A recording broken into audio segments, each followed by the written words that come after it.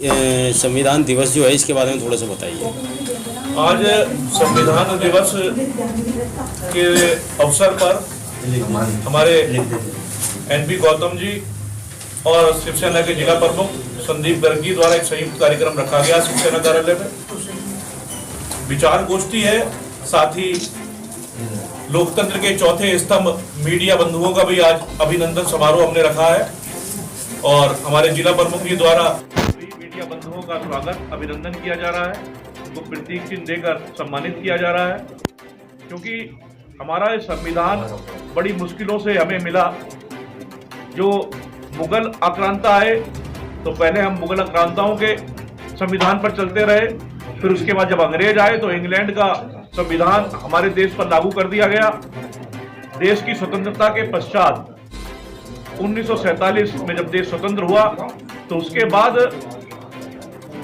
कई वर्ष लग गए इस संविधान को तैयार होने के लिए, और जब संविधान तैयार हुआ तो उसमें सबसे प्रमुख भूमिका बाबा साहब भीमराव अंबेडकर जी की रही, क्योंकि वही उस प्रारूप समिति के अध्यक्ष थे और उन्होंने इस संविधान में अन्य देशों के जो लोकतांत्रिक देश थे उन देशों के चुन चुनकर वो कानून उसमें रखे कि हमारा संविधान आज लोकतंत्र का सबसे मजबूत संविधान बना।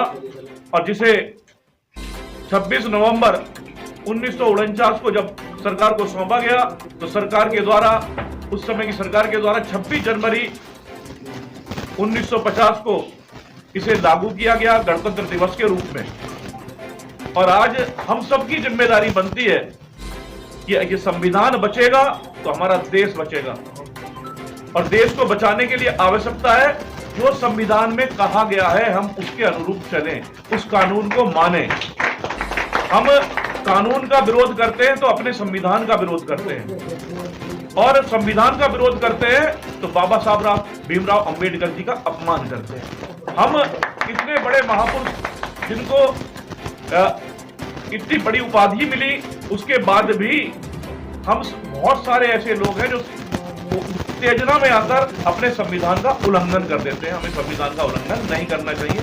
अभी एक घटना आपने देखा होगा संभल में घटी, वो सीधा सीधा संविधान का उल्लंघन था, कानून का उल्लंघन था, और वहां के सांसद ये कह रहे हैं कि अगर आप पुलिस गोली चलाएगी तो पत्थर तो फेंके जाएंगे। पुलिस को कानूनी अधिकार है गोली चलाने का, लेकिन पत्थर फेंकने वाले को कानूनी अधिकार नहीं है पत्थर फेंकने का। आपने संसद में संविधान की शपथ ली है, कम से कम एक सांसद को इस तरह की बोली नहीं बोलनी चाहिए। संविधान की रक्षा करनी है, पुलिस काम कर रही है तो उसके लिए हमारी न्यायपालिका बैठी है। अगर पुलिस कुछ गलत कर रही है हम न्यायपालिका पे जाए। हमारा संविधान इतना मजबूत है कि कोई गलत काम करेगा तो बचेगा नहीं। तो हमें संविधान के अनुसार चलना चाहिए, कानून के अनुसार चलना चाहिए और अपने संविधान को मजबूत करना चाहिए, ताकि दुनिया हमारे संविधान से सबक ले सके, हमारे संविधान का पालन कर सके।